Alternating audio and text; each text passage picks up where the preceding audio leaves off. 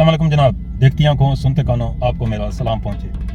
हाँ जी जनाब, जिंदा रोशन होता बिंदा रहे मेरे पाकिस्तान का नाम, गाजी फील्ड मार्शल को मेरा सैल्यूट और बाकी सबको मेरा सलाम।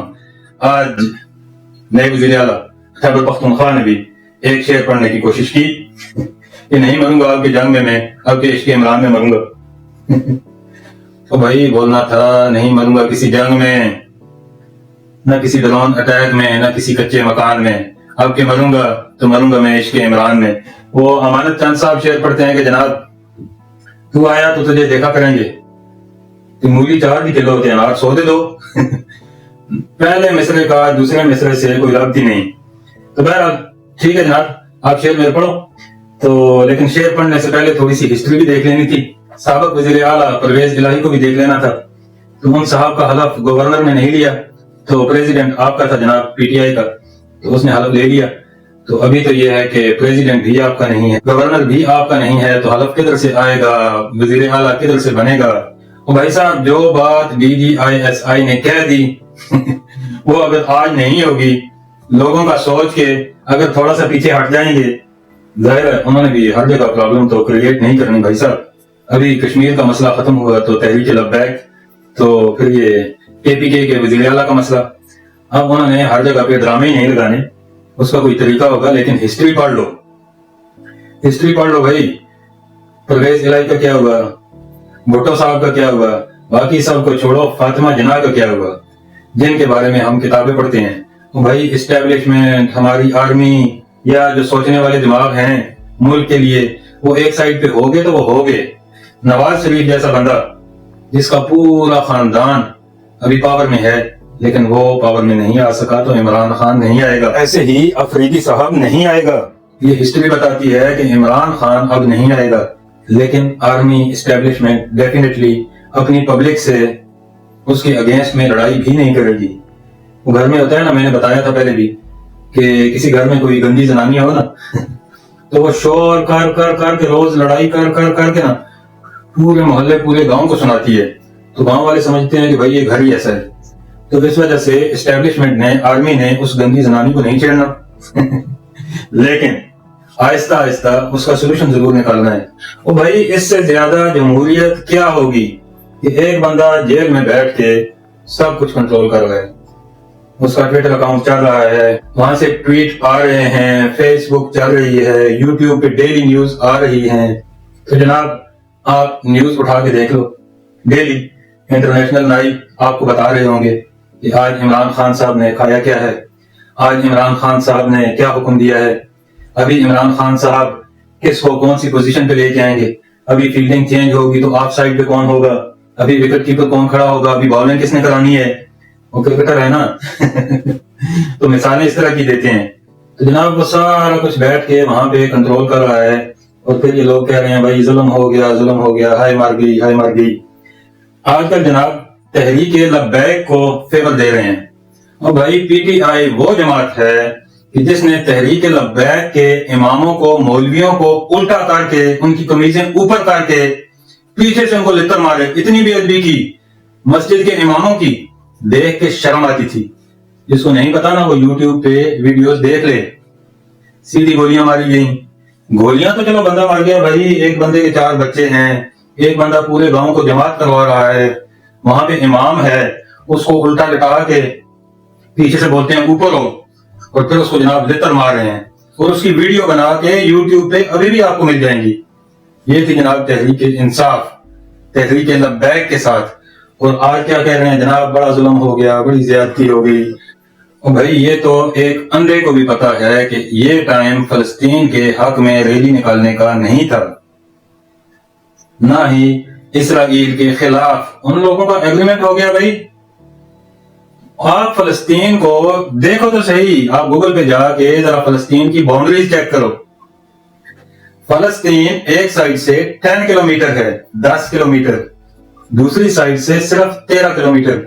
आप दौड़ के एक कोने से दूसरे कोने में जा सकते हो, एथलीट्स वगैरह दौड़ते हैं यार इतना और इसराइल दुनिया की सुपर पावर, अमेरिका उसके साथ खड़ा था, जदीद तरीन हथियार उसके पास, और जनाब 2 साल में वो गजा पे कब्जा नहीं कर सका।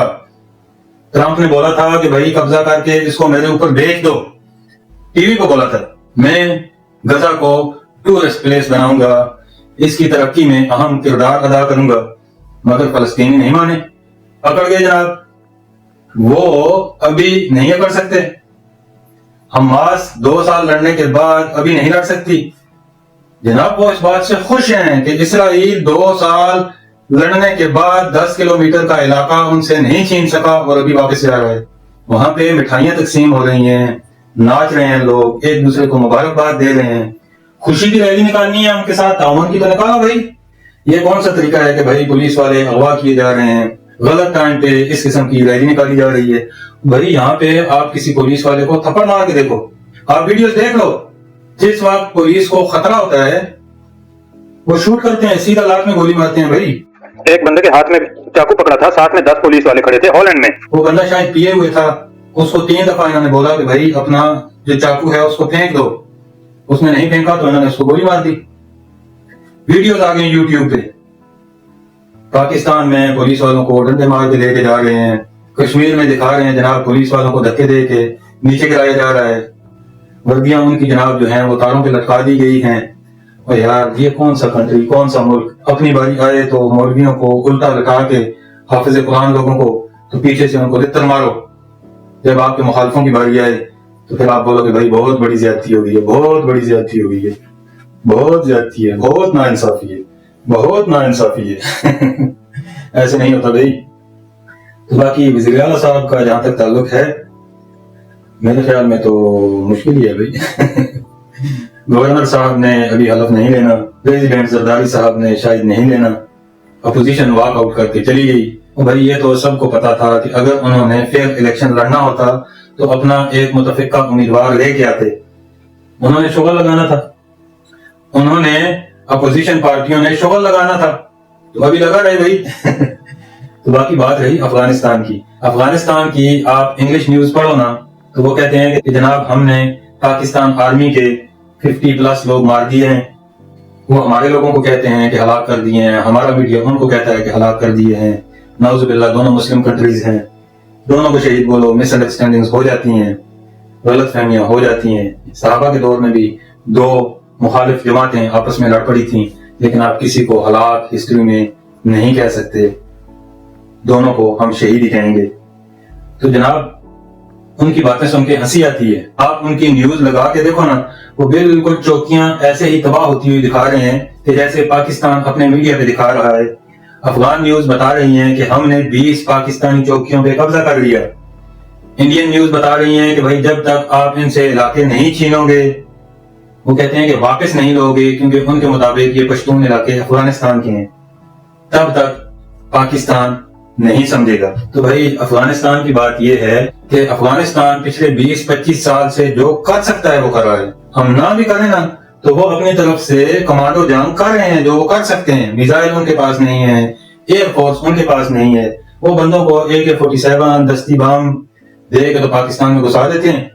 پاکستان اگر پورے افغانستان پہ بھی قبضہ کر لے تو بھی یہی ہوگا، افغانستان والے اس سے آگے نہ جا سکتے ہیں نہ وہ جانے کے قابل ہیں، وہ جو کچھ کر سکتے ہیں وہ کر رہے ہیں۔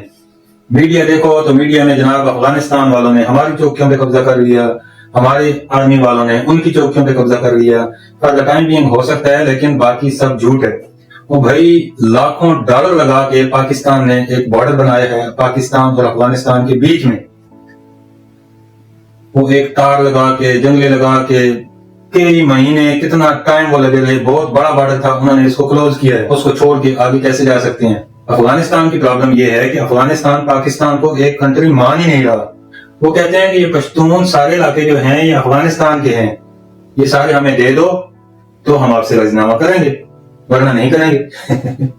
تو اس کا اب کیا حال ہو، اس پہ بات تو ہو نہیں سکتی، یا تو یہ ہو کہ وہ انٹرنیشنل بارڈر کو ریکگنائز کریں، پھر تو بات ہو سکتی ہے۔ جیسے 2 کشمیر کے درمیان لائن آف کنٹرول ہے، وہ بارڈر کو ایسی لائن کہتے ہیں، افغانستان والے بارڈر کو ایسی ہی لائن کہتے ہیں، وہ اس کو بارڈر نہیں کہتے، وہ اس کو انٹرنیشنل بارڈر ڈکلیئر کریں گے، پاکستان کے علاقوں کو پاکستان کے علاقے مانیں گے تو اس کے بعد بات ہو سکتی ہے بھائی۔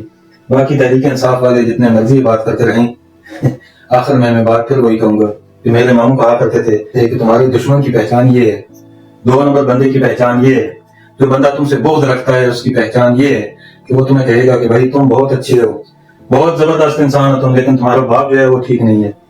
तुम बहुत ही जबरदस्त इंसान हो, लेकिन तुम्हारा बड़ा भाई जो है ना वो बिल्कुल घटिया इंसान है। तुम बहुत ही अच्छे हो, लेकिन तुम्हारा चाचा जो है ना उसकी हरकतें ठीक नहीं है। बिल्कुल पीटीआई वाले जो भी आप प्रोग्राम उठा लो ना, आजकल वो यही कहते हैं भाई पाकिस्तान आर्मी जिंदाबाद, मगर आपका DDISI ठीक नहीं है। पाकिस्तान आर्मी जिंदाबाद, मगर आपके ऑफिसर्स ठीक नहीं है। पाकिस्तान आर्मी जिंदाबाद, पर जनरल आसम मुनीर जो तुम सोच रहे हो ना वो नहीं होगा। बस जी, अकल वालों के लिए इशारा काफी। अब तो हम कुछ नहीं बोलेगा, दुनिया चाहे कुछ भी बोले। हम क्योंकि हम बोलेगा तो बोलोगे कि बोलता है। इसलिए भाई वो इंडिया का गाना है, हम कुछ नहीं बोलेगा, पाकिस्तान जिंदाबाद। दुआ में याद रखिएगा, फिर मुलाकात होगी जनाब।